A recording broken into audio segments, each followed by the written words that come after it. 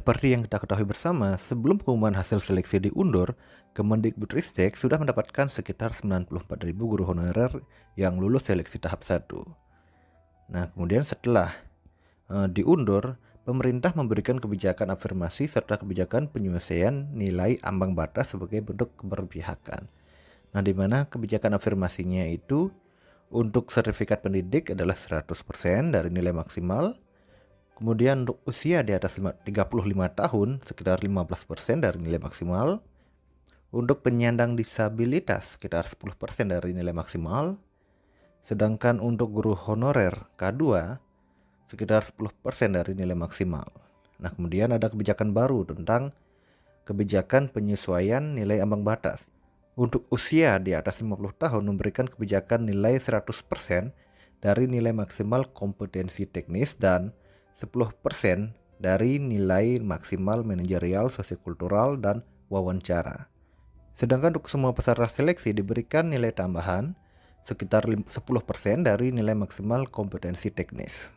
Setelah adanya kebijakan dari Panselnas tersebut, pada hari ini tanggal 8 Oktober 2021, pemerintah mengumumkan bahwa sekitar 173.000 guru honorer lulus formasi pada ujian pertama dan akan segera diangkat menjadi guru P3K. Nah, formasi guru ini telah terisi dari 322.000 formasi guru ASN P3K dengan pelamar pada ujian seleksi pertama. Ini menunjukkan bahwa sekitar 53,7% dari keseluruhan formasi yang ada terisi pada tahap 1 ini.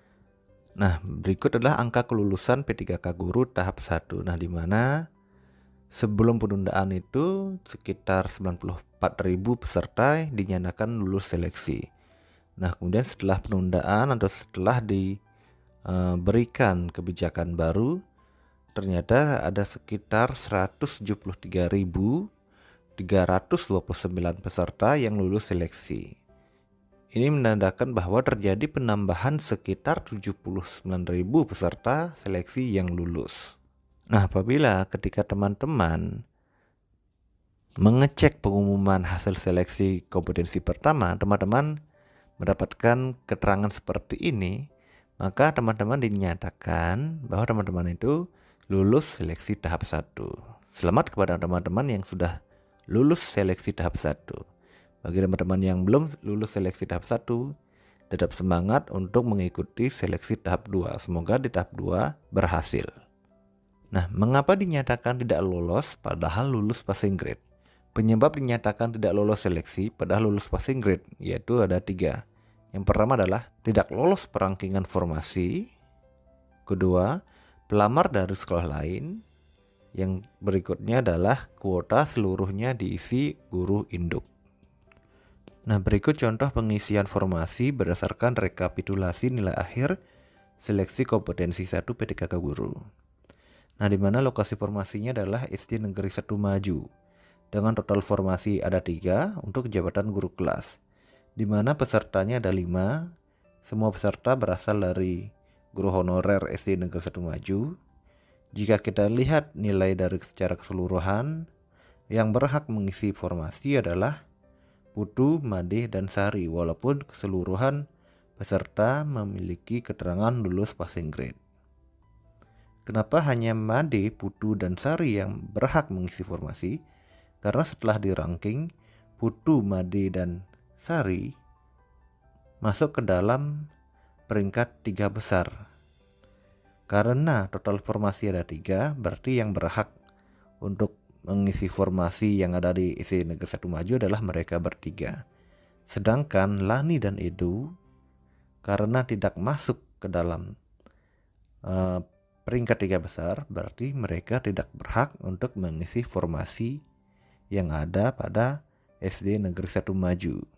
Oleh karena itu, walaupun Lani dan Edu lulus passing grade dengan kategori 3, maka mereka wajib untuk mengikuti seleksi tahap 2. Karena lokasi formasi yang ada di SD Negeri 1 Maju sudah terisi secara penuh, maka untuk seleksi tahap 2 nanti Lani dan Edo berhak untuk memilih sekolah lain yang masih ada sisa formasinya, atau mereka tidak bisa lagi melamar di SD Negeri 1 Maju. Nah, contoh pengisian formasi berikutnya adalah di mana untuk lokasi formasi SD Negeri 2 Maju dengan total formasi ada 2 dengan jabatan guru kelas. Di mana dengan peserta berjumlah 3, keseluruhan peserta tidak ada yang memenuhi kelulusan passing grade kategori 1. Apabila tidak ada peserta yang memenuhi kelulusan passing grade untuk kategori 1, maka dilanjutkan untuk pemenuhan formasi menggunakan rekapitulasi passing grade kategori 2. Nah, apabila tidak ada untuk yang lolos setelah dilakukan rekapitulasi untuk kategori 2, maka akan dilanjutkan ke kategori 3. Nah, setelah dilakukan rekapitulasi nilai akhir dengan kategori 3, terdapat hanya putu saja yang masuk ke dalam lulus passing grade kategori 3, di mana dengan nilai teknis 280, mansos 180, dan wawancara 40 dengan total nilai adalah 500. Berarti yang berhak mengisi formasi untuk SD Negeri 2 Maju hanyalah putu. Sedangkan Made dan Ketut karena tidak lulus PG untuk kategori 3, maka dia tidak berhak untuk mengisi formasi yang ada di SD Negeri Maju. Sehingga terdapat sisa 1 kuota formasi yang tidak terisi akan diperebutkan lagi pada seleksi kompetensi 2.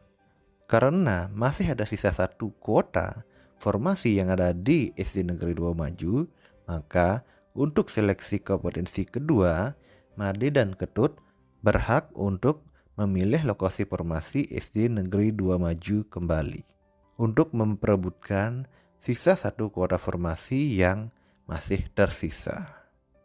Nah, selanjutnya untuk pengisian formasi lokasi formasi SD Negeri 3 Maju dengan total formasi 2 dan jabatan guru kelas. Di mana kalau kita lihat secara keseluruhan nilai yang diperoleh peserta yang ada di SD Negeri 3 Maju secara keseluruhan lolos passing grade kategori 1. Tetapi yang berhak untuk mengisi formasi hanya ada 2, yaitu Putu dan Made. Putu sebagai guru induk yang ada di sekolah tersebut berhak mengisi formasi yang telah disediakan. Nah, sementara Made yang berasal dari guru luar juga berhak mengisi formasi yang disediakan. Mengapa Made yang berasal dari guru luar berhak mengisi formasi yang ada di SD Negeri 3 Maju? Karena hanya 1 formasi saja yang dikunci oleh guru induk yang ada di SD Negeri 3 Maju. Sebab pelamar yang berasal dari SD Negeri 3 Maju hanya 1 orang. Jadi masih ada 1 sisa kuota yang bisa diperebutkan oleh guru luar. Sehingga Made yang berasal dari guru luar yang mendapatkan total nilai tertinggi dari guru luar berhak mendapatkan sisa kuota tersebut untuk mengisi formasi yang ada di SD Negeri 3 Maju. Nah, berikutnya pengisian formasi yang ada di SD Negeri 4 Maju dengan total formasi 2 dengan jabatan guru kelas. Nah, kalau kita lihat ada 4 pelamar yang ada di SD Negeri 4 Maju. Nah, secara keseluruhan ada 3 orang atau 3 peserta yang lulus dengan passing grade kategori 1 dan 1 orang yang lulus passing grade dengan kategori 3. Nah, kalau kita lihat nilai yang ada pada tabel tersebut, di mana untuk guru induk mendapatkan nilai paling kecil. Karena Putu dan Made berasal dari guru induk dan lulus passing grade, maka mereka berdua berhak untuk mengisi formasi yang ada di SD Negeri 4 Maju. Kenapa Nyoman dan Ketut tidak berhak untuk mengisi formasi yang ada di SD Negeri 4 Maju. Sebab dari total formasi yang ada 2 buah, secara keseluruhan sudah dikunci oleh guru induk yang melamar di sana. Nah, di mana total guru pelamar yang berasal dari SD Negeri 4 Maju ada 2, berarti total dari keseluruhan formasi yang ada di SD Negeri 4 Maju sudah terisi oleh guru induk. Sedangkan walaupun ada pelamar dari guru luar, mereka tidak berhak untuk mengambil total formasi yang telah dikunci oleh guru induk. Walaupun juga nilai yang didapatkan oleh guru luar lebih besar atau jauh lebih besar dari total nilai yang ada di guru induk. Nah, kenapa bisa seperti itu? Nah, ini hanya sekedar informasi saja. Bagi peserta yang lulus passing grade, di setiap sekolah diprioritaskan guru yang sudah mengajar di sekolah tersebut dibandingkan guru luar sekolah, guru swasta atau lulusan PPG yang mendaftar di sekolah tersebut. Nah, itulah kenapa ketika guru yang sudah mengajar di sekolah tersebut lulus passing grade, maka dia yang lebih berhak untuk mengisi formasi yang ada di sekolah tersebut. Walaupun nilainya kecil atau jauh lebih kecil dibandingkan guru luar sekolah atau guru swasta atau lulusan PPG. Nah, berikutnya, jika jumlah peserta yang lulus passing grade di sebuah sekolah melebihi formasi di sekolah tersebut, maka peserta-peserta dengan passing grade tertinggi akan ditempatkan terlebih dahulu. Nah, sekedar informasi untuk teman-teman yang merasa pengumuman kelulusan ini tidak sesuai harapan karena lulus passing grade tetapi tidak bisa mengisi formasi, maka lakukanlah sanggahan pada tanggal dan tempat yang telah disediakan. Siapkan bukti-bukti otentik yang bisa menguatkan argumen sanggahan teman-teman pada saat melakukan sanggahan. Apabila sanggahan teman-teman bisa diterima oleh panitia seleksi, misalnya karena terdapat kekeliruan dari panitia seleksi dalam melakukan perankingan nilai hasil seleksi pada formasi yang dilamar yang bisa menyebabkan hasil pengumuman tidak valid, maka kemungkinan besar status tidak lolos bisa menjadi lolos. Nah, apabila sanggahan teman-teman tidak diterima karena bukti-bukti yang dilampirkan tidak kuat dan tidak tepat, maka sanggahan teman-teman dinyatakan tidak diterima. Nah, maka jalan terakhir adalah persiapkan diri untuk mengikuti seleksi tahap 2. Nah, perlu diingat, ini adalah hanya hasil prasanggah. Ini bukan hasil kelulusan akhir, di mana pada tanggal 8 Oktober ini hanyalah hasil prasanggah yang menyatakan Anda lulus seleksi P3K Guru tahun 2021, yang dimana ketika hasil kelulusan akhir sudah dikeluarkan itu tidak bisa diganggu gugat lagi oleh siapapun, yang dimana akan diumumkan setelah masa sanggah berakhir. Nah, perubahan hasil kelulusan dikarenakan sanggah dapat terjadi. Oleh karena itu, kalau teman-teman ingin melakukan sanggahan, ini lakukan dengan bukti-bukti yang otentik yang bisa menguatkan argumen sanggahan teman-teman pada saat melakukan sanggahan agar bisa diterima. Nah, berikutnya adalah jadwal terbaru masa sanggah dan seleksi tahap 2. Nah, apabila teman-teman ingin melakukan masa sanggah, lakukanlah pada tanggal 10 sampai 12 Oktober 2021. Nah, kemudian akan dijawab masa sanggah teman-teman pada tanggal 12 Oktober sampai 18 Oktober 2021. Nah, kemudian pengumuman hasil sanggah ini atau hasil akhir diumumkan pada tanggal 20 Oktober 2021.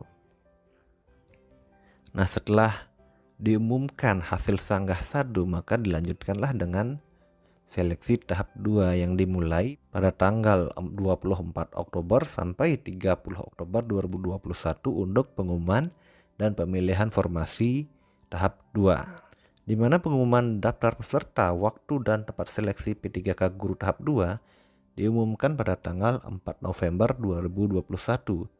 Kemudian cetak kartu peserta seleksi P3K Guru pada tanggal 4 sampai 7 November 2021. Kemudian pelaksanaan seleksi kompetensi 2 dilaksanakan pada tanggal 8 sampai 12 November 2021.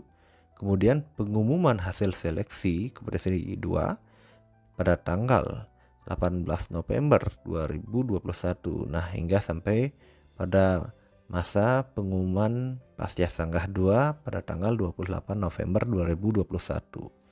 Nah, mudah-mudahan untuk seleksi tahap 2 ini tidak ada lagi penundaan pengumuman hasil seleksi. Mudah-mudahan ini berjalan dengan lancar dan tidak ada hambatan apapun lagi. Nah, berikutnya adalah tips memilih formasi di sekolah lain di tahap 2. Yang pertama, pastikan terlebih dahulu bahwa sekolah yang ingin dilamar tidak dilamar atau diisi oleh guru dari sekolah lain. Ini penting bagi teman-teman yang dimana di sekolah induknya tidak ada formasi.